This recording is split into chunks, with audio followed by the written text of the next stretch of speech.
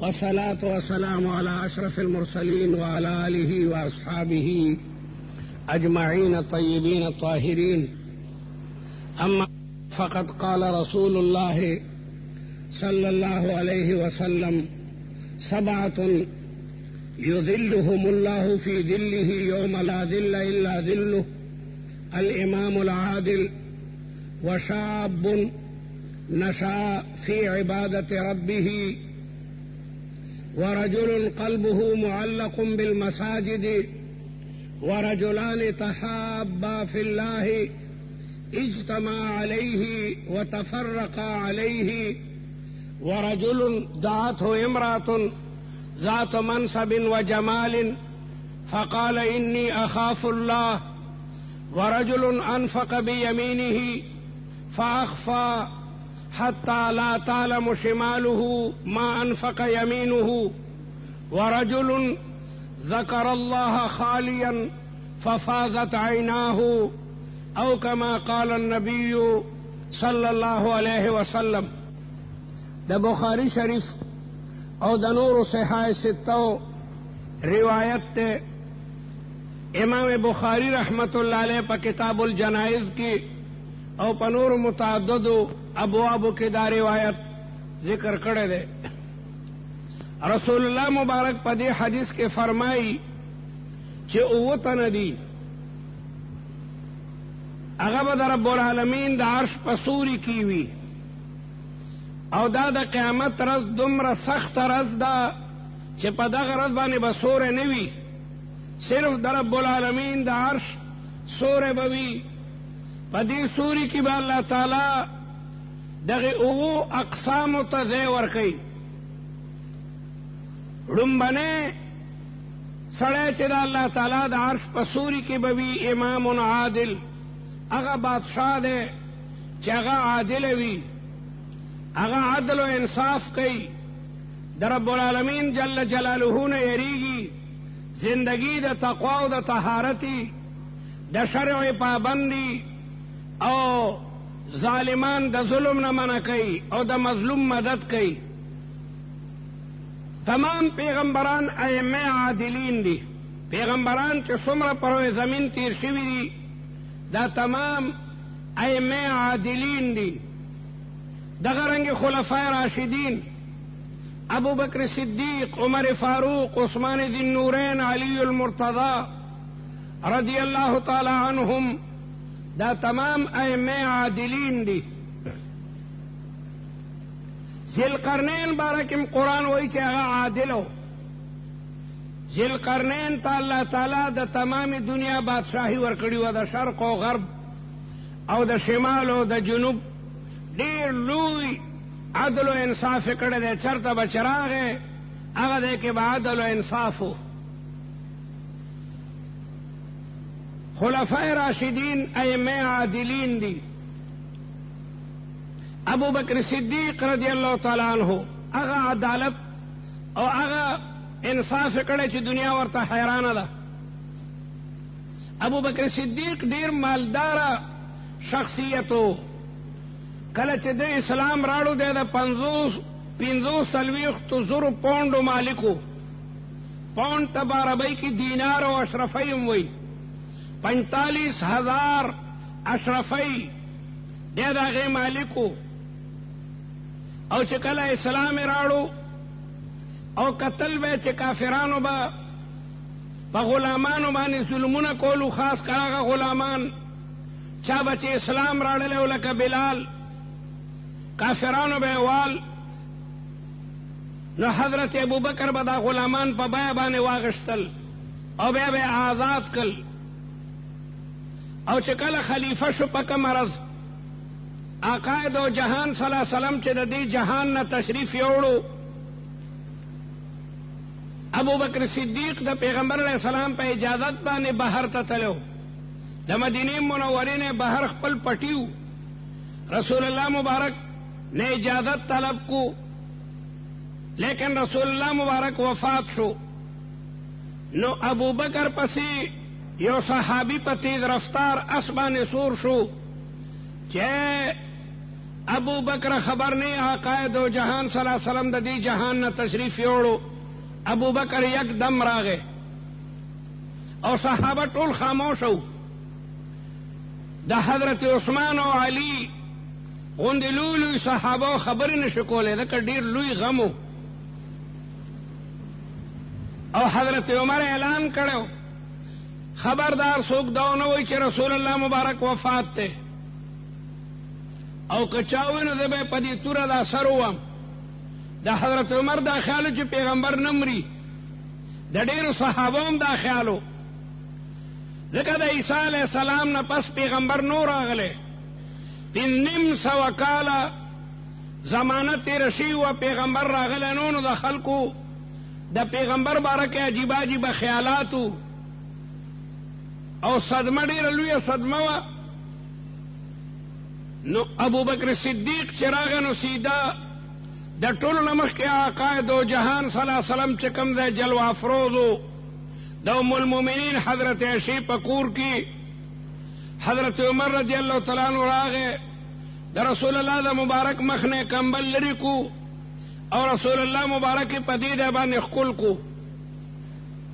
دین علما دا ثابتوي چې سړی مړی ښکلولی شي، که یو زوی پلار ښکلوي یا پلار زوی ښکلوي نو د مړ سړي تندی سړی ښکلولی شي. ځکه ابوبکر صدیق د ټولو نه مخکې دا قائد و جهان صلی الله علیه وسلم مبارک تندی ښکل کو، او بیا ورته ووایي چې اشهد انک لرسول الله، اشهد انک بلغت الرسالة وأديت الأمانة ونصحت الأمة وجاهدت في الله حق جهاده حتى أتاك اليقين. منگا گواہی ورکو چې ته پیغمبرې او تا د پیغمبرۍ حق ادا کړی دی، تا امت ته نصیحت کړی دی او تا تمام هغه فرایض د نبوت او د رسالت سرانجام ته ورسول. او بیا بهر ته راووت او په منبر باندې کېناستو. د رسول الله په مبارک جماعت کې چې کوم منبر دی او قوم ته خطبه شروع کړه، نحمده ونستعینه ونستغفره. او بیا خلکو ته وی چې خلکو که چا د رب العالمین عبادت کولو نو الله تعالی ازلی او ابدي دی، هغه حی او قیوم دی. نو دی وجنه د الله تعالی عبادت مه پرېږدئ، او چا چې د رسول الله عبادت کولو نو یقینا رسول الله وفات شو. او بیا د قرآن مجید دا آیت وی وما محمد الا رسول قد خلت من قبله الرسل. پیغمبر علیہ السلام خو یو عظیم الشان پیغمبر دی، د نه مخکې ډېر پیغمبران وفات شوي دي. افئن ماتا کدا پیغمبر په خپل مرګ مړ شي او قتل یا شهید شي انقلبتم علی اعقابکم، تاسو به دین پرېږدئ. صحابه وی قسم په خدای دا آیت زمونږ د فکر نه وتی و، لیکن ابوبکر چې مونږ ته دا آیت واورولو نو زمونږ یقین راغی چې واقعي رسول الله مبارک وفات شوی دی. او حضرت عمر هم توره کېښوده. حضرت عمر هم دا آیت اورېدلی او د رسول الله نه، دا آیت د رسول الله په ژوند کې نازل دی، لیکن د ډېر غم د وجې نه موږ نه دا آیت بالکل هېر شوی و. بهرحال د مدینې منورې خلک هغوی ته انصار وایي. انصار په سقیفه بني ساعده کې جمع شول. اوس هم دا دی د مسجد نبوي نه بهر دی، ونې پکې ولاړې دي. په دغه ځای کې به د مدینې خلکو جرګه کوله، جلسه به یې کوله، دا د هغوی یو لوی ځای و. نو د مدینې منورې انصار دې دپاره جمع و چې یاره اوس په کوم سړی مشر کوو. ابو بکر صدیق او حضرت عمر پسم سړي رالل چې خبر نه یې د مدینې خلک خو جمع شوی دی په سقیفه بني ساعده کې، او هغوی خلګیا د ځان ته مشر منتخب کوي. او دا یو ډېره لویه خبره وه، دا ډېره لویه خبره وه. یکدم ابو بکر صدیق عمر فاروق مغه ځای ته ورالل. په لاره کې یو صحابي ورته راغی، چېرته دی؟ یاره موږ هم ثقیفي بني ساعدي ته ځو. وې څه کوئ؟ هلته خو انصارو به ځان ته مشر کتلی، هغوی به د مشر فیصله کړی دی. وی نه مونږ ته تل پکار دي. حضرت عمر وی ما یو زبردست تقریر په خپل ذهن کې سوچ کړو چې دا تقریر به کومه، لیکن هلته چې ورسېدو ابوبکر ته ته صبر وکړه.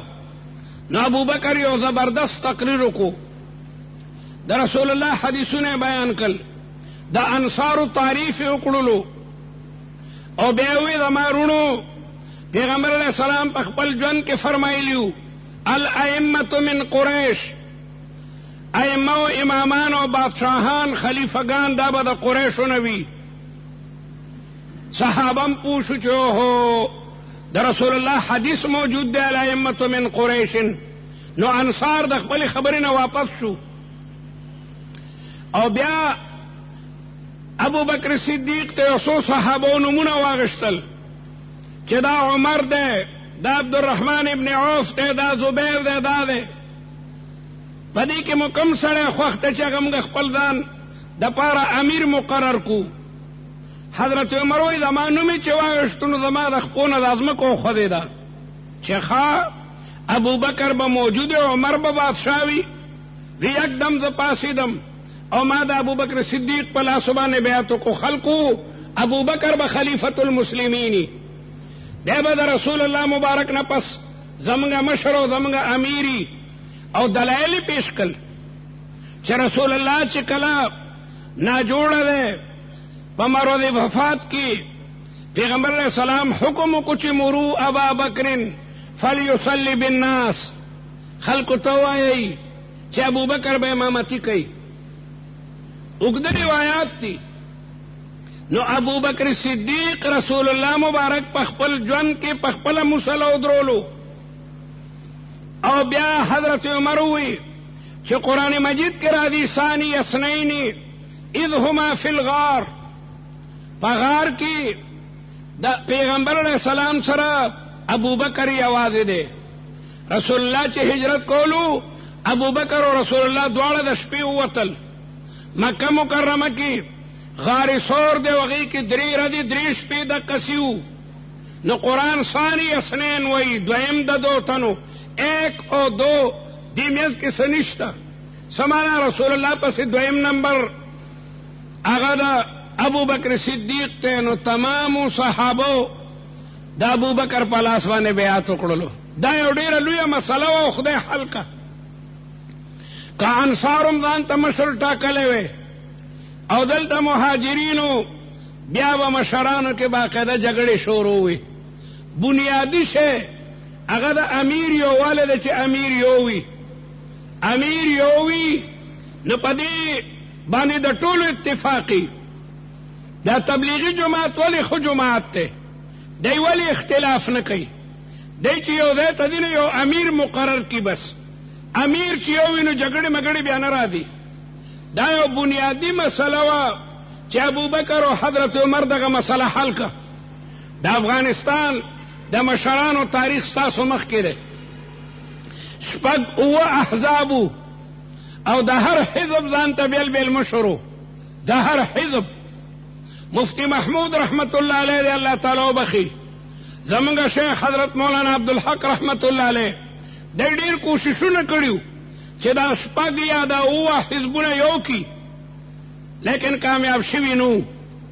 زه مدینه منوره کې وم او دا جهاد د روس سره نوی نوی شروع شوی. نو دا 8 امیران د حج په ورځو کې راغلي. مولانا یونس خالص صاحب، مولانا محمد نبی صاحب، سیاف صاحب او ربانی صاحب، دا ټول هلته کې راغلي. او توعیه هلته یو انجمن دی التوعیة الاسلامیه چې هغوی د حج په ورځو کې مسلمانانو ته د حج مسلې بیانوي. د حج مسلې او چاته چې مختلف لغتونه ورځي نو هغوی مختلفو لغتونو کې حاجیانو ته مسلې بیانوي. یونیورسټۍ د وجې نه زه منتخب ومه، کله پښتو کې، کله اردو کې، کله فارسی کې خلکو ته د حج طریقې بیانوي. نو د توعیې مشر ما ته ووی چېره د افغانستان د مجاهدینو مشران راغلي تی وګوره او وخت واله موږ ورته ډوډۍ کوو. نو زه یو پسې ورالم، مولانا یونس خالص صاحب پسې، سیاف او ربانی او حکمتیار صاحب دا ټول مشران راغلیو. مې چې زموږ د توعیې مدیر چې دی هغه دا غواړي چې تاسو ټولو ته دعوت وکړي، یو وخت مقرر کوي. وخت مقرر شو، مسجد نبوي کې ټولو د ماسخوتن مونځ وکړو. بیا یو خاص ځای متعینو ای ورته ګاډي راوستي وو، دی بوتلل شارع سلطانه، یو سړک ته جامع اسلامي ته چې پې سړی ځي. په دغه ځای کې د توعیې دفترو دا تمام مشران هلته هغې خپلو ګاډو کې بوتلل او ډېر لوی انتظام یې کړی د دعوت. بیا د دعوت نه پس مدیر توعیه درخواست کو ټولو کې مشر مولانا یونس خالص صاحب و. زه د مولانا یونس خالص صاحب په خدمت کې یو درخواست پیش کومه چې تاسو شپږ یا اووه حزبه یئ، مهرباني وکئ دا ټول یو شی او یو امیر مقرر کړئ. یو امیر مقرر کړئ نو اتفاق او اتحاد به در باندې، او ټول به مختلفو ځایونو کې جهاد شروع کړئ نو دشمن به یکدم مغلوب شي. کله یو تن جهاد کوي نور خاموشئ، کله بل دی جهاد شروع کوي هغه نور خاموشئ. زما دا یقین دی چې تاسو به کامیابیږئ، ځکه د الله تعالی د مجاهدینو سره د کامیابۍ وعدې دي.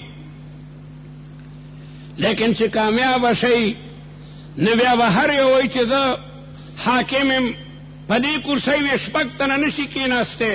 د خپلې کرسۍ مثال یې ورکړو چې کرسۍ یوه وي، په یو کرسۍ شپږ اووه تنه نشي کېناستی. مولانا یونس خالص صاحب جواب ورکو چې زموږ د ټولو مرام او هدف یو دی، مقصد مو یو دی. مدیر ورته وی چې هدف مو یو دی خو یو شی کنه، چې ته دا وایي چې زموږ هدف او مرام یو دی خو یو شی. یونس خالص صاحب خو جلالي سړی دی، سخت جواب ورکو چې هلکه زموږ هدف بس یو دی. هغوی بیا وی نحن نوجه السؤال الى فضیلة الشیخ سیاف، موږ د سیاف نه دا سوال کوو. نو سیاف بیا اوږد تقریر وکړو، عربۍ کې خو ډېر ماهره دی. نو مدیر ورته ستا د یونس خالص په جواب کې هېڅ فرق نشته، خو هغه لنډ راوګرځو، تا خبره ډېره اوږده که. او ویې موږ د مکتب ماشومان نه یو، موږ د خیرخواهۍ په بنیاد درته دا وایو چې د اوسه دی نه یو شی نو الله تعالی به تاسو غالبه کي، نه بیا به خپله کې ونه جنګېږئ. دا خبرې په ریکارډ باندې موجودې دي، په ټیپ ریکارډ کې دا خبرې موجودې دي. همغسې وشوه، کله چې الله تعالی دی کامیاب کو بیا خپله کې جنګېدل. کابل مخکې دومره نو وران، لیکن چې دی ورواړلو بیا کابل ټول وران شوی دی.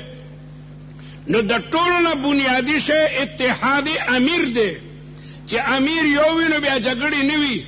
طالبان ولې کامیابو؟ یو امیر المؤمنینو بس، هغه به چې څه حکم کولو، ناس په کندهار کې په ټول افغانستان کې حکم چلیدو. نو ما دا عرض کولو چې ابوبکر او عمر د ټولو نه بنیادي مسله حل کا، او ټولو ومنله چې واقعي الائمة من قریش په سقیفه بني ساعده کې چې څومره کسان موجودو د ابوبکر په لاس بیعت یې وکړو. په دویمه ورځ د رسول الله مبارک په جومات کې حضرت عمر ابو بکر صدیق ته وی چې مهرباني وکړه په دې منبر کښېنه، او د بهر نه بلا مسلمانان راغلي، هغوی د رسول الله په جومات کې د ابوبکر په لاس باندې چې کوم دنو بیعت وکړلو. او ابوبکر باتفاق الصحابه امیر المؤمنین او خلیفۃ المسلمین مقرر شو. په لومړۍ ورځ ابوبکر صدیق د مسلمانانو فیصلې شروع کړي. مقدمه به د 2 تنو و مدعی و مدعی تر مازیګره پورې مشغولو. مازیګر کور ته ځي، بیبي ورته وایي بچو ته خو نن اوړه نشته. ما درته وایي چې ابوبکر صدیق چې کله اسلام راړو د 45,000 پونډو مالکو، 45,000 اشرفۍ ورسره وي، لیکن دا ټولې د اسلام په لار کې وقف کړې وي. نو د خلافت پړم منای رس کور ته بی بی ورته وای بچو ته خوړ نشته. ابو بکر صدیق د مازیګر نه د کور نه بهر وته کوم نه چې مزدوران ولاړو هلته ورغه چې مزدوري وکم. په دې بازارونو کې مزدوران خاص ځای کې ولاړی تا چاته چې د مزدور ضرورت نو ځان سره مزدوران بوزي. نو یو سړی आवाज کوي الاجیر الاجیر مزدور شته مزدور. حضرت ابوبکر مخکې شو چې انا الاجیر زه مزدور یم. هغې سړی وپېژندو چې دی خو امیر المؤمنین دی. هغه وی انا اطلب الاجیر للامیر ما ته خو د مزدور ضرورت دی ته خو امیر المؤمنین یې. ابوبکر هغه سړی پوه کو د خدای انصاف داره امیر المؤمنین هم مزدوري کولی شي. پوه کو ټیک ته چې مانن مسلمانانو فیصلې کړي او خلکو زه امیر منتخب کړم لیکن امیر مزدوري کولی شي. هغه وی زما دا بیزه ده ګوډه ده دا به په څو باندې زما کور ته ما سره یوسي. وی چې څه دې راکړل دوانې یا درېنې مزدوري وه. سړی مخکې دی ابوبکر هغه بیده په خپلو اوږو پورته کړي د هغه پسې روان دی. حضرت عمر رضی الله تعالی عنہ په لاره کې ګوري چې یو سړی مخکې دی ابوبکر مزدوري کوي هغه پسې بیده پورته کړي ده. حضرت عمر ډېر خپه شو خو غږ یې ونه کو. ساره نه راغی وی جي پرون مې کتل تا یو سړي پسې بیزه پورته کړي وه دا مناسب نه دي ته خو امیر یې. ابوبکر ته د خدای انصاف داره ما خو ته امیر کولی ته مخکې شو د ما په لاسو دې بیعت وکړو. زه چې کور ته لاړم په کور کې ماشومانو دپاره اوړه نه وو نو ما به څه کولو. ولې دا مزدوري ناجایزه ده چې ته ما ملامته کې. حضرت عمر صحابه را جمع کړل او صحابو ابو بکر صدیق مونږه منتخب کړی دی. پرون ما تماشه کوله چې د مزدوري کوله ځکه چې د بچو وړي نو راځئ اتفاق کوو. دې ته اجماع وایي اجماع. زمونږ د شریعت څلور بنیادونه دي قرآن حدیث اجماع د امت او قیاس. د دې څلور واړو نه احکام هغه ثابتېږي. ټولو مشوره وکړه چې امیر المؤمنین ته به د بیت المال نه دوانې روزانه ورکېدی شي. دوانې یعنی 8 پیسې. بیا به د ابوبکر صدیق کور ته د بیت المال نه روزانه دوانې ستلو. دوانې د امیر المؤمنین تنخواه دوانې درځي نو 30 ته چې په 2 کې ضرب ورکړي نو 60 تقریبا سپاوکم 4 روپۍ چې کوم نه جوړیږي. پاوکم 4 روپۍ تنخواه د امیر المؤمنین مقرره شوه.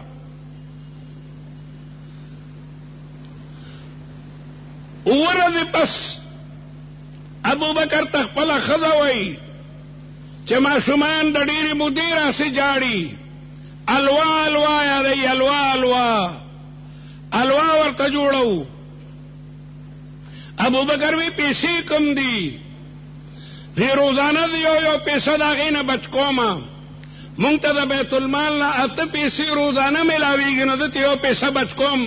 د 2 پیسو سودا وکړو یو پیسه وی راکه کم دي 2 پیسې. هغې ورته 2 پیسې ورکړي. ښځې ته وی بیبي د قوم بچی چې الوا نشي خوړی د ابوبکر بچی الوا نشي خوړی. د قوم بچی چې الوا نشي خوړی د ابوبکر بچی به څنګه الوا خوري. او ورغه هغو پیسې بیت المال کې داخلي کړي او د بیت المال ناظم ته ووایي چې بیا مونږ ته دوانیز مه رالیږئ 2 پیسې ډېرې دي زمونږ د کور ګزاره په 2 پیسو کې کېږي. دې ته وایي رسول الله چې فرمایي چې 7 یذلهم الله فی ذله. 9 تنه دي چې هغوی به د عرش په سوري کې وي. یو امام عادل ته امام عادل وي. اوس په بادشاه دا ثابته کړي زموږ بادشاهان به دا ثابته کړي چې زما بچی به خوري چې د قوم بچی څه خوري. د قوم بچی پیټي نه مومي. د قوم بچی ساګ نه مومي. او د عمراو بچی چې کوم دنو هغه څه کوي. امام عادل وایي هغې ته چې هغه د قوم سره برابر خپله زندگی تیروي. حضرت عمر خلیفه دی او قاصالی را عام الرماده، عام الرماده مشهوره قاصالی ده. او زموږ یو ملګري مولانا روح الله صاحب په دې مستقل کتاب لیکلی دی د حضرت عمر هغه کردار یې پکې بیان کړی، سړی حیرانه شي. ابوبکر صدیق د زیتونو تیل استعمالی، د زیتونو تیل دا ګرمي نو خېټه کې به درد و، طبیبانو ورته وی د غوا غوړي استعمالوه، دا ته د زیتونو تیل استعمالی دا ګرم دی. او خېټه کې به درد و، نو یو ځل خېټې ته غوسه شو چې خېټې په دې به صبر کې تر څو چې رعیت د غوا غوړي نشي خوړی، ته غوړي نشي لیدی، د زیتونو په تیلو باندې صبر کوه، خپلې خېټې ته وایي. او حضرت عمر د بچی په لاسو کې خټکی ویني، بچی دا خټکی کم دی، چا به پیړه سوځولی، چا به پیړه سوځولی، چېرې د امیرالمؤمنین بچی دی، بچی خټکی بخوره، د امت بچی خټکی نشي خوړی. د طالبانو دور کې کله چې د طالبانو باندې د امریکای حمله کیدونکې وه نو زمونږ د پاکستان خلکو د طالبانو ډیر لوی مدد کړو. الله دې دا مددونه قبول کړي. زنانو باقاعده خپل کالی او سس ورکړیو. په دغه ورځو کې ما د مولانا حسن جان صاحب په مدرسه کې طالبانو ته دوره تفسیر شروع کړی وه. دوره تفسیر زما یو شاګرد دی د تورو د نواب امام دی، هغه ما تراغه جی نواب صاحب هم څه چنده ورکوي، خو به یې راړی د افغانستان کونسل خانې کې ورکوي، نه جي ستا په لاسو باندې ورکوي، ستا په لاسو.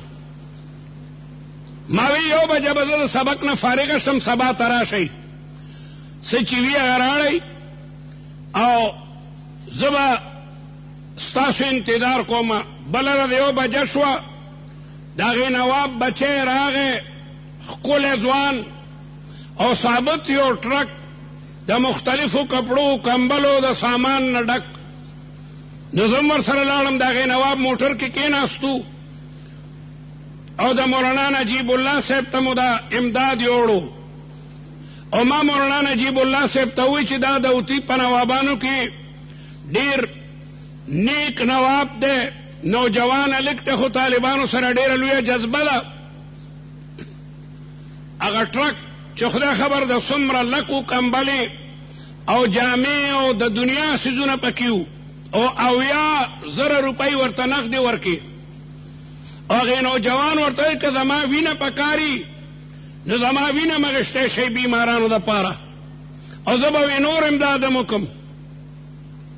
مولانا نجیب الله بیا د امیرالمؤمنین څه خبرې شروع کړي. مولانا نجیب الله صاحب یې د تلم قندهار ته د امیرالمؤمنین نه په بعضې کاغذونو باندې څه دستخطونه اخیستلو، لیکن امیرالمؤمنین دنه څه مشوره کوله، زه بهر ناستم. مولانا نجیب الله صاحب ژوندی دی. مولانا نجیب الله قصه کوي چې د خوراک وخت شو نو بینډۍ رالی او بینډۍ دغسې پخ شوې اوبو کې وی زما نه تېرېدې، بینډۍ زما تېرېدې نه، خوړه کې مې شیطان یو وسوسه راوسته چې ښه دننه به امیرالمؤمنین لګیا دی غوښې خوري، زه د پېښور نه مېلمه راغلی یم، هغه بینډۍ هم دغسې تېرېږي مې نه. قدرت ته منظوره وه. ما ته یې دننه اواز وکړو چې راشه په کاغذونو مې درته دستخط وکړو. ورالم جوړ ته مې ورسره وکړو، تپوس یې رانه وکړو څه حال دی. وی هلته ناستمه چې مکه بینډۍ امیرالمؤمنین ته م رالی، هغه سره چې کوم د شورا خلکو هغوی ته ما بینډۍ رالی. داسې خلک بادشاهي کولی شي چې کوم خوراک امت خوري هغه خوراک بادشاه هم خوري. امام عادل دې ته ویله کېدی شي، دغې ته امام عادل وایي. حضرت عمر رضی الله تعالی عنہ به د شپې باقاعده په خپله مدینه منوره کې ګرځېدو چې چېرته څوک غلا ونه کړي یا چېرته یو مسافر هوږی پاتې نه شي. یو شپه حضرت عمر رضی الله تعالی عنہ د مدینې نه بار رڼا صحیح کا الکه دا رڼا د صدا غلام ور سره ده وراله لالته یو بیبی دا او ماشومان جاړي او دی بیبی کټوي په اور باندې خیدا حضرت عمر په سلام واچول ورته د سلام جواب ورکو او به ورته خوري دا دلته تسکه غمجنه خلا او ملما په خپل لار ده بس سارنه خلا بیت دار امارت تر دي د بادشاہ دیتا چې ګوري دا خو بیگانه سړی دی او دی خدا ویلو چې امیر المؤمنین به د گردن نه نسم نو واپس کیدا چې مانه خو بیګادا خبرم شوی دا حضرت عمر صحیح کا غلام ته دا بیبیرا والا بچیم ور سره دی هغه مینت کوي چې نه نه وي غواړي دی حضرت عمر رضی الله تعالی عنہ تسلی ورکو خلکو ته دې ته باقاعده تنخواه مقرره کړي او ورته وی بیګا ستاد خلیل خبره وتی دا ما تولی که چې ما به د گردن نه د قیامت پر نه نیسی هغه نه باقاعده لیکلی واغشتل چې عمر به د قیامت پر د گردن نه نیسی دا غي بادشاہانو دا یقینو چې دا دنیا خدا دنیا ده لیکن آخرت کې به الله تعالی هر سړی نیسی اوسنو بادشاہانو کې د آخرت فکر مکر خو نشته په یو حاکم کې د آخرت خوف نشته ده چې زه ظلم کوم د دې بدل به منال تا غشته شي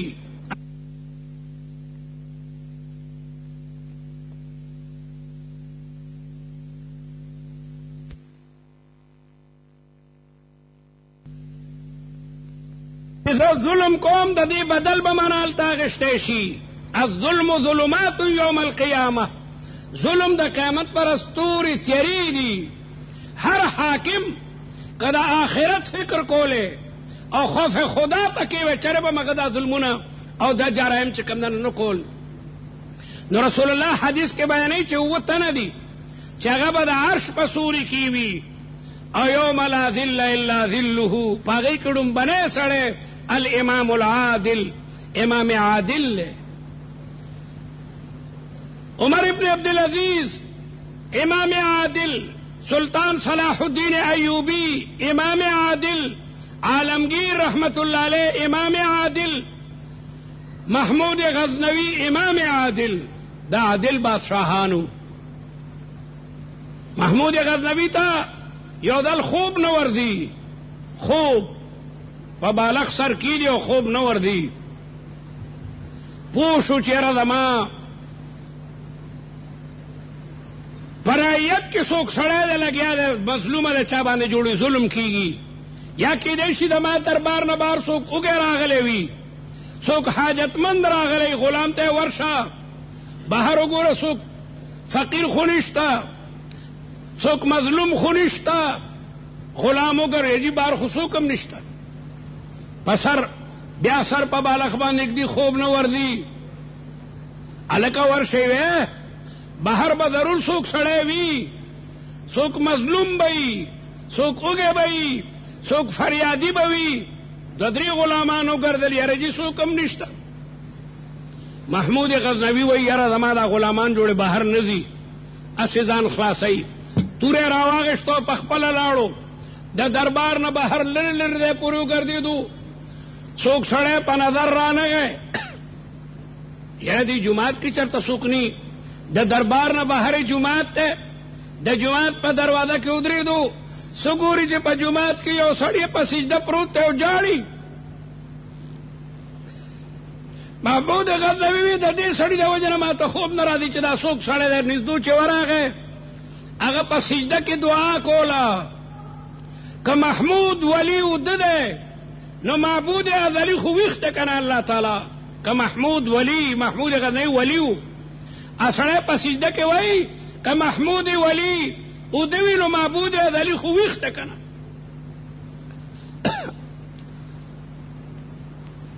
محمود غزنوي دا خبر اور د خدای باندې آدمه زه خو ویښ یم څه فریاد دی ما ته خو خوب نه راځي نو هغه نورم په جړا شوي جي زه خو د څو ورځې په یو لوی غم کې مبتلا یم څه غم دی دی یو ظالم زما کور ته راشي نیمه شپه شراب والی وي او زما د ښځې سره مخ لګیا د تورۍ او زه ورته هېڅ نشم ویلی ځکه هغه سره توری چې چپ زما خو زندګي تباه کړله زما په مخ کې زما ښځه د هغې سره مخ توری او بدعملي ورسره کوي.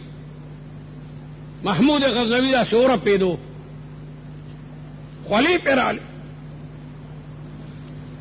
ویښته ده اوس وینه اوس خو نشته وي چې کله راشي بیا به ما ته راځې چې کله راشي یکدم به ما ته راځې لاړلو. بیا راغی محمود غزنوي دې خوا راشه هلکه راځه چې د خپلو چوکیدارانو ته وښیمه. محمود غزنوي چوکیدارانو ته دا سړی وپېژنئ دی که د شپې هر مال راغی ما به ویښوئ ځکه وی دا چوکیداران هم ناکاره خلک وي چې بادشاه سلامت آرام کوي نو هغه مظلوم دغسې ولیږي. وګورئ دا سړی چې کله هم راغی ما به ویښوئ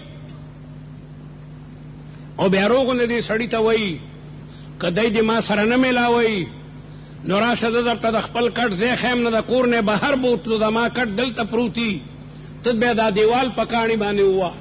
اول خو به دې زما دا چوکیداران ما ته راولي لیکن نه راولي نو بهر نه راشه او دا دی په کاڼي واده به ویښ شم.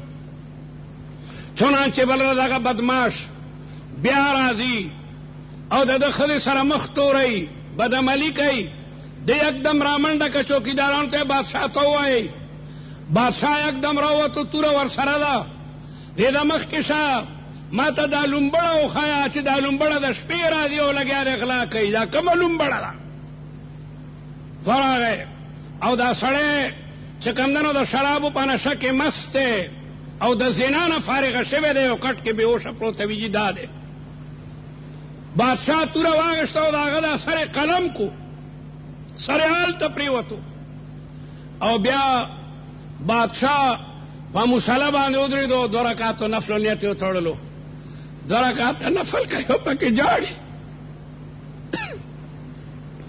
او بیا ورته وایي چې لږې اوبه راړه که اوبه وي دی ورته اوبه راړي بیا وی کور کې که څه ډوډۍ راړه هغه وی زه خو یو غریب انسان یم وی خیر دی چې هر څه مومې نو کور کې سوچي ټکړې د روټۍ پرتې وي. محمود غزنوي داسې وخوړې معلومېږي دا چې داسې خوراک یې چېرته زندګۍ کې نه و خوړلی. ورته وی خفه کېږم ته مې تکلیف در کو تا نه مې دا روټۍ او دا اوبه ځکه وغوښتې چې 2-3 ردې وشو چې ما خوراک په ځان حرام کړی دی. ما وی څو پورې چې د دې ظالم گردن مانی وړه کړی په ما دې روټۍ او په ما دې اوبه حرامې وي زه خو د لوږې نه مړ کېدم تا ته مې ځکه تکلیف در کو دا د روټۍ یو څو ټوکړې ما تا نه دغه کړلې او دا 2 رکعاته مې ځکه وکړل زما دا خیال و چې دا به زما زامنو کې څوکي ځکه زما په حکومت کې زما پولیس زما فوج زما کارنده دومره جرأت نشي کولی. هغوی ته د محمود غزنوي طبیعت معلوم دی نو ما وی کېدی شي دا زما د کور څوک سړی به او ما قسم کړو که زما زوی وي هم زه د هغه سر ګردن به اوچت وړوم لیکن الحمدلله زما بچي دا نه دي دا 2 رکعاته مې د الله تعالی شکریې دپاره چې کوم ادا کړل. داسې بادشاهان به د عرش په سوري کې وي. امام عادل هغه امام چې عادلي بادشاهان چې عادلي بیا زمري او ګړي یو ځای باقاعده سري د هغوی د عدل او د انصاف اثر باقاعده په حیواناتو باندې وي. نو رسول الله مبارک په دې حدیث کې د 7 کسانو ذکر کوي نو څومره عادله بادشاه چې په دنیا تیر شوي دي دا به د عرش په سوري کې وي. او دویم سړی چې د عرش په سوري کې به وي شاب نشأ فی عبادت الله دا هغه ځوان دی چې د الله تعالی په عبادت کې زندگی تیره کړې وي د وړوکوالي نه لګیا د مونځونه کوي د وړوکوالي نه د قرآن مجید تلاوتونه کوي د وړوکوالي نه په ذکر او اذکار کې دی د وړوکوالي نه تبلیغي جماعت سره وابسته دی.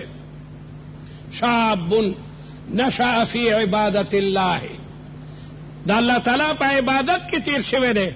په دې زمانه کې هم داسې کسان شته چې د 15 کالو نه جهاد شروع کړی تر اوسه پورې لګیا دی جهاد کوي د دې نه لوی عبادت پسې وي.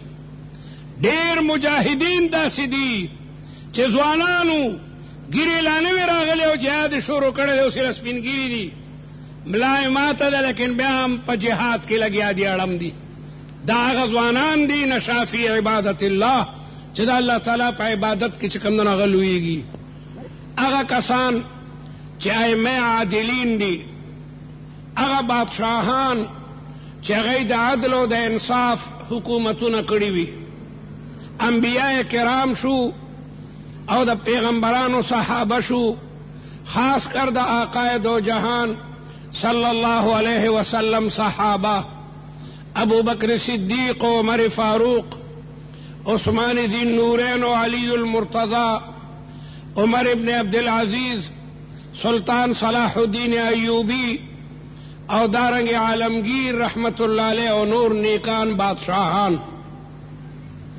عادل بادشاہان با دا اللہ تعالی دا رحمت پسوری کیوی دویم اغا کسان دی چې دا غي ټول ژوند د الله تعالی په عبادت کې تیر شوی یو الک د وړوکوالی نه د الله تعالی په بندګۍ او عبادت کې مشغوله ده د وو کالو د چې پلار سره جمعه ترازی او بیا د جمع مز نه ده پریخه د قرآن تلاوت نه ده پریخه د رمضان د روزو احترام کړی ده څومره احکام چې رب العالمین بندگانو باندې لازم کړی دي په دغه کې ژوند تیریږي داسې خوش قسمته نوجوانان مم په هغه سخت طرز د عرش په سوري کې وي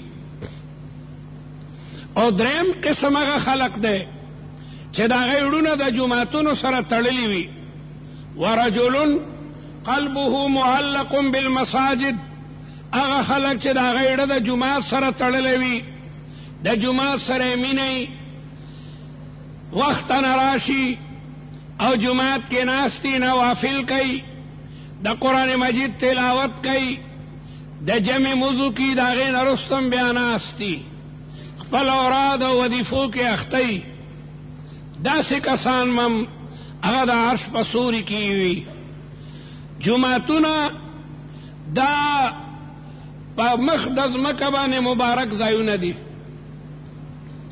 پیغمبر علیہ السلام فرمائی خیر بقاع الارض مساجدها پزمک کی غرض مکا پزمک کی پاکیزه ټوټه هغه د جمعه ځمکه ده وشر بقاع الارض اسواقها پزمکه کی ناکار ځمکه ده بازار ځمکه ده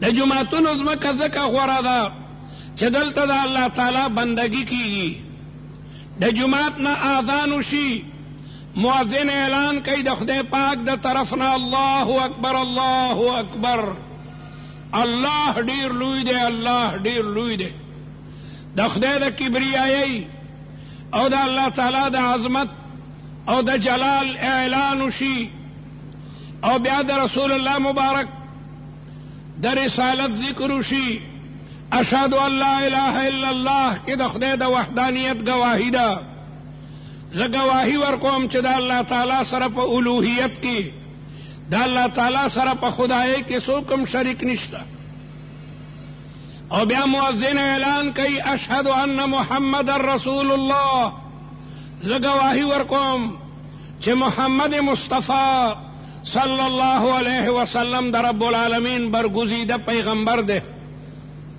بیا دا غینا بندگان خدا تا بلنه کوي حی علی الصلاة او مسلمانانو مسترازی حی علی الفلاح دا کامیابی زی تراشی دغه جماعت او دغه منځونه او دا تلاوتونه او دا ذکر او اذکار دا د کامیابی ذریعہ ده او دا غینا رستو بیا در رب العالمین دا توحید ذکری اللہ اکبر لا الہ الا اللہ بجماعتونو کی دا قرآن درسی بجماعتونو کی دا رسول اللہ صلی اللہ علیہ وسلم دا مبارک و ارشادات و تعلیماتی بجماعتونو کی واعظ و نصیحتی مجالس تا ذکری نو سراسر فائدہ با حاصل ہے او بازار کی ډیر کم دکاندار دی ډیر کم چې هغه په صحیح طریقې سره تجارت کوي اول خو ډیرو دکاندارانو ته د تجارت مسلې نه معلومې. حضرت عمر با په بازار کې هغه کسانو ته د تجارت او د دکاندارۍ اجازت ورکولو چې هغوی ته به د بیع او د شرا ټول مسلې معلومې وي. د یو دکاندار نه به امتحان اخیستی شو چې هلکه بیع صحیح څه ته وایي، بیع باطله کومه ده، بیع مکروهه کومه ده، بیع حرامه کومه ده، اجاره څه ته وایي. دا ډېر لوی علم د بیع. تاسو طالبان په کنز کې په شرع وقایه او هدایه کې کتاب البیوع وایي، څومره موده پې تېروئ. نو حضرت عمر با په بازار کې هغې خلکو ته د دکاندارۍ او د تجارت اجازت ورکولو چې کم کسان به د بیع او د شرا د مسلو نه خبرو. دا څه معمولي شی خو نه دی. نو ډېر دکاندارانو ته د بیع یعنی د خرید او فروخت د تجارت ته اصول ذکر مکر نہیں، خو بس دغه صدیقه چلی. اکثر دکانداران په تله کې وهل کوي، شی چې ورکوي تله پوره ودرولی نی، او دې ته ډېر لوی جریمه ویله کېدی شي. ویل للمطففین، الله وایي هلاکت دی هغه خلکو ته چې کم تلي، د بل نه چې علي پوره درونه علي او چې ورکوي تله کې ټګي کوي. دا ډېر لوی جرم دی. دغه رنګې دکاندار خراب شی هغه لګیا دی خرڅوي، وایي نه دا ډېر اصلي دی. ډېر دکانداران د ملاوټ څیزونه خرڅوي. نن سبا دوایانو کې اکثر بیکاره دوایانې لګیا دی خرڅېږي. نو که د یو ناکاره د دوایي د وجې نه یو بیمار مړ شو، نو دا دوایي خرڅوونکی د هغه قاتل دی. دا قاتل دی، دا قتل دی. چایو کې ملاوټ، په مرچکو کې ملاوټ، په هر څیز کې ملاوټ، په اوړو کې ملاوټ. نو د دغې ملاوټ شوده څیزونو نه که یو سړی ناجوړه شو د هغې نه مړ شو، دا ملاوټ کوونکی د هغه قاتل دی. د هغه ته به د هغې سزا چې کوم ده نو ملاوېږي. دروغ وایي اکثر دکاندار دا شی په دې دی او په دومره باندې نه شوی، دا شی اصلي دی او هغه اصلي نه وي. پیغمبر علیہ السلام فرمائی التاجر الصدوق، هغه سوداګر چې رښتونی وي دی به په جنت کې د پیغمبرانو سره وي. تاجر ته پکار ده چې هغه د رښتیا معامله کوي، لکه دغه شی مې په دومره اخیسته دومره ګټه غواړم، او دا شی اصلي دی او دا شی نقلی دی، صفا ویل پکاري. نو په هغه تجارت کې برکت دی. کم تاجر چې رښتونی وي د هغه په تجارت کې برکت دی. زه یو ځل د جلال آباد نه تلم حج ته، جلال آباد نه د کابل نه، او یو ملګري ما نه ریخم غوښتي وو مدینه منوره کې چې یاره که ته راځې نو مونږ ته یو توله سوچه ریخم پکار دی، والله علم څه ته پکارو. نو جلال آباد کې د سکانم دکانونه دي. یاره ما ته یو توله سوچه ریخم پکار دی. تاسو په خدای یقین وکئ هر سک به وي مونږ سره نشته. مولا صاحب سوچه ریخم مونږ سره نشته، دا ټول چې کوم دنو دیسی او بیکاره جعلي دي. یاره ما ته خو ډېر لږ پکار دي چې رانه غوښتي دي. نو سک راته وایي چې ټولو کې آخرنی دکان دی، یو سک دی، نوم یې راته وښیلو. ممکنه ده که هغه سره اصلي ریخم وي، اصلي ریخم. هغه ته ورغلم، هغه وی توله خو نه دي، لږونه ما سره شته اصلي ریخم. دا ټول ملا صاحب بیکار دی. زه حیرانه شوم چې یو کافر او هغه لګیا دی، هغه ما ته وایي چې دا لږونه دي، دا اصلي دی او دا نور بیکار دي. مسلمان ته که ووایو نو هغه به درته سوتله یم ثابته کړي چې دا خو زبردست سوچه ریخم دي.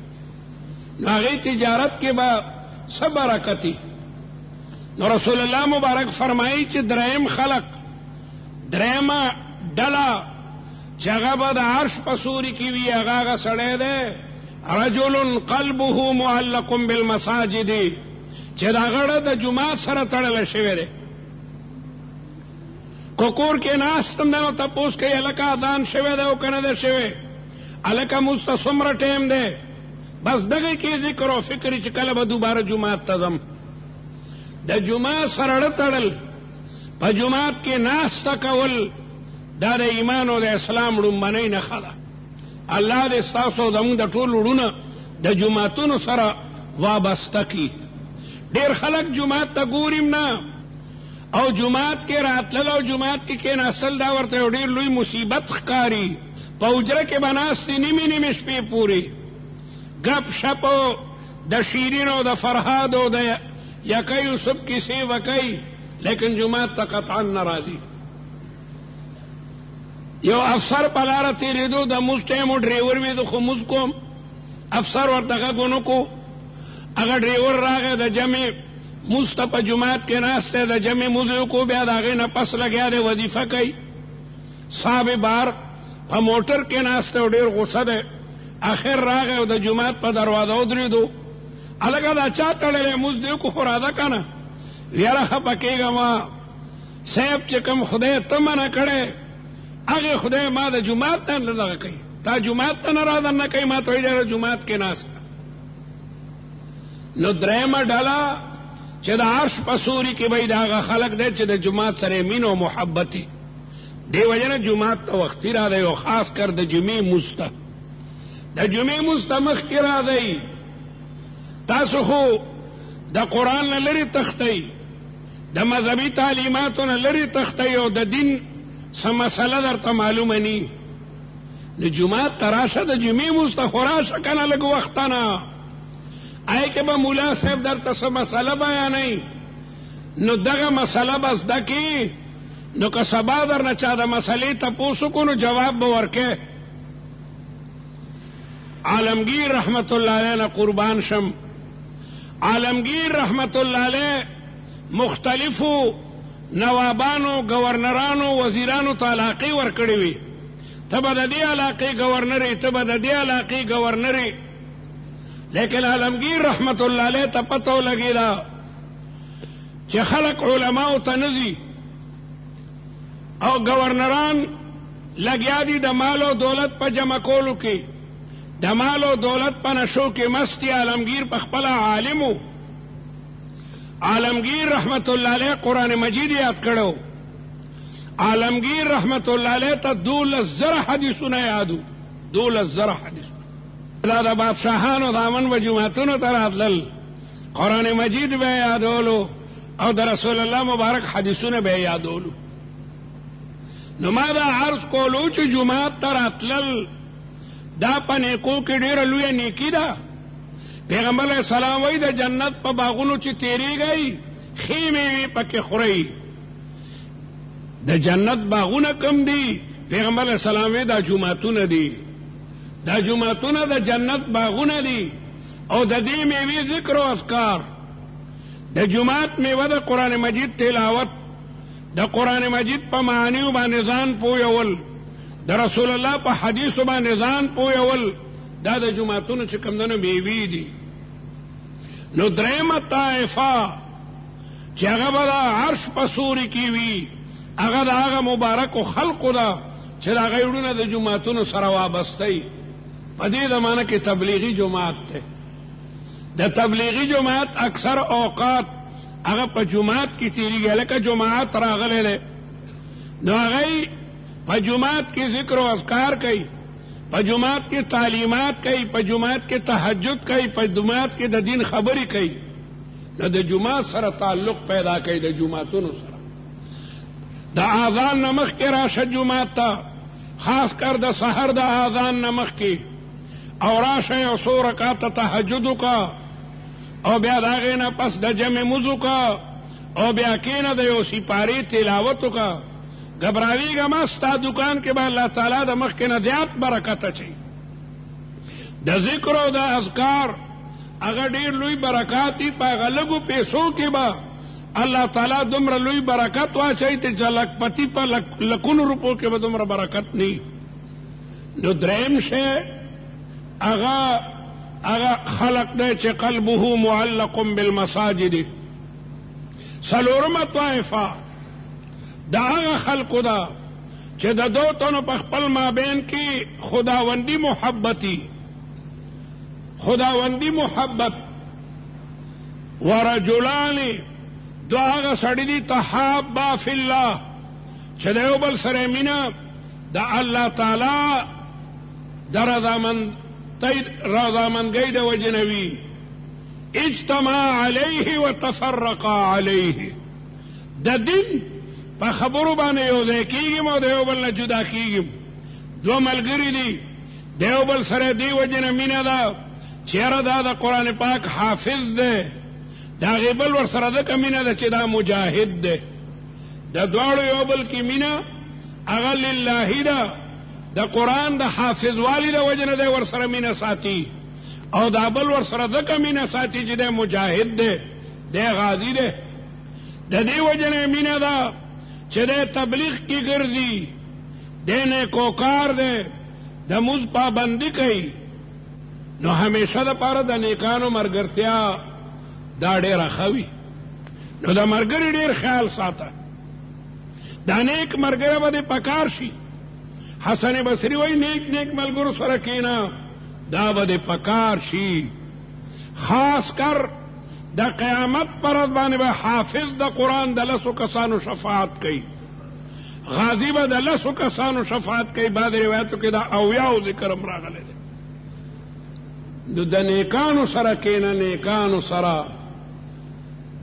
او محبت د یو سړي سره د مال او دولت ته وجه نه مه ساته چې دا خان او نواب دی ته هغه ته ځکه سلام کې یاره دا سړی افسر دی ځکه ورته سلام کې په دې بنیاد چا سره تعلق مه جوړو تعلق لله جوړ کړه د الله تعالی د محبت په بنیاد باندې یو سړي سره چې کوم دنه محبت کوه او بل هغه طائفه بم د عرش په سوري کې وي چې دومره پاک دامن او دومره نیکانی چې یو سړي ته یوې ښځې د ګناه دعوت ورکو او ښځه معمولي ښځه نه ده د ډېر سړي لوی لور ده د وزیر او د گورنر لور ده د یو لوی حاکم لور ده خشتم ده او یو ځوان ته د ګناه دعوت وکړو چې دې خوا راشه هغې ځوان ورته وایي غرکشې ده د خدای نه یېرېږم انی اخاف الله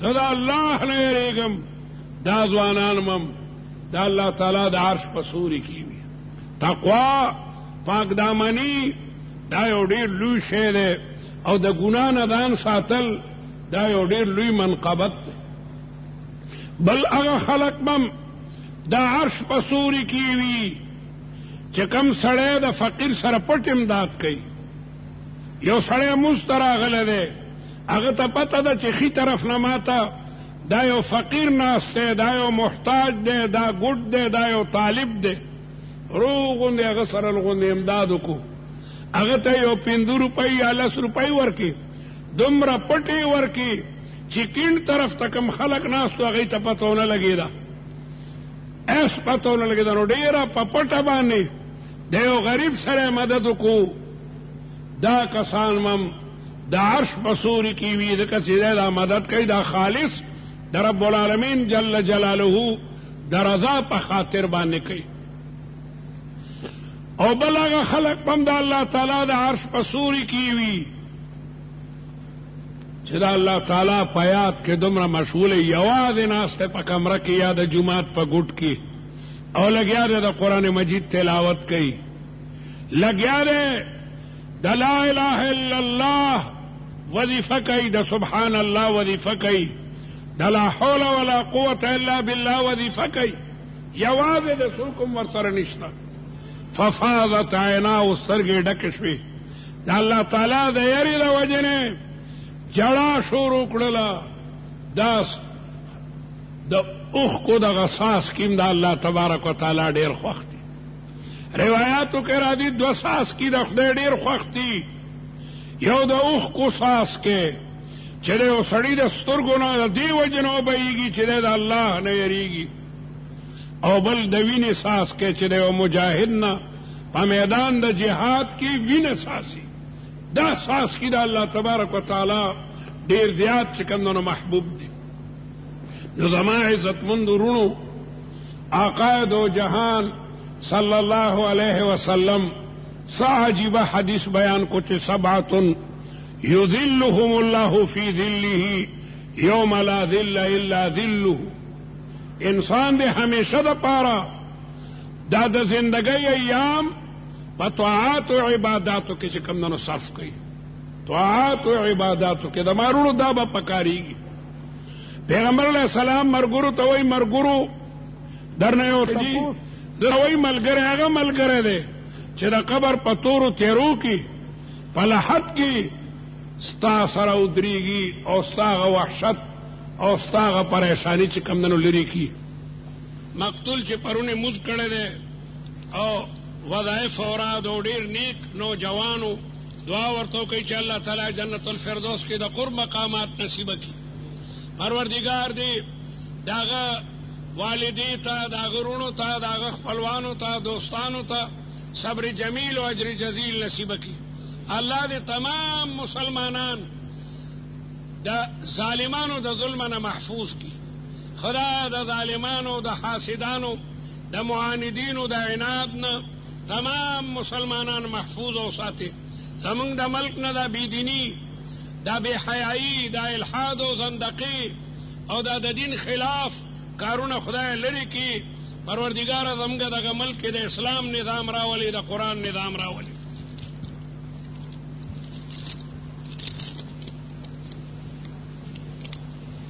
دا وی تا تا اطلاع در کے دیشی چھ محلہ کی پوڈر دا پوڈر دا نشی فروخ کی گی او دا دی نقصانات سرگندی. اس ہلکانم دا تپوس کئی چھ دا سخر سیگی. بہرحال اللہ تعالیٰ دے دی خلقو تا ہدایتو کی و مشرانو تا پکار دا چھ دا کسان منع کی چھ لکا دمگا معشومان پوڈریان کوئی ما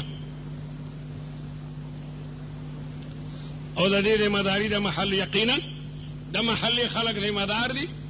رسول اللہ وی کلکم رائن وکلکم مسئول عن رعیته.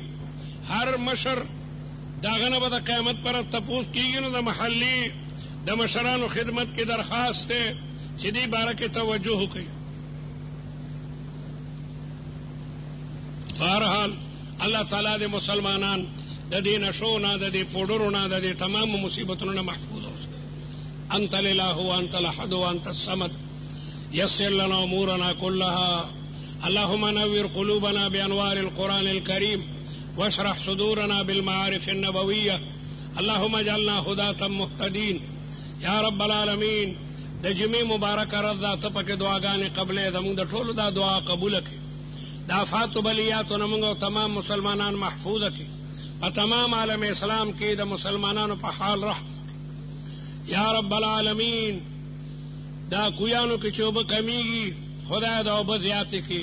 پروردگارا دا خپلو خزانو دا نعمتونو تمام عالم اسلام محدود کی یا رب العالمین. کم